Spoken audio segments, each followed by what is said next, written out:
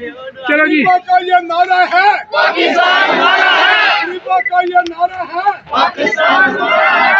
आगे आगे 75 साल उम्र है और 48 साल में एक बुखार दी, एक जमीन दी, करप्शन दी, प्लाट दी, कर्जा दी, लूट मार दी।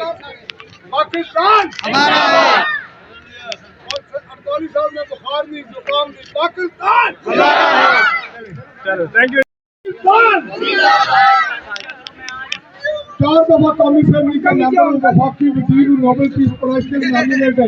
एक जमीन नहीं, करप्शन नहीं, प्लाट नहीं, कर्जा नहीं, लूट मार नहीं, असल वैसा ये सारी कट्टरवादियों को मारकर दिया जेल साल कानून।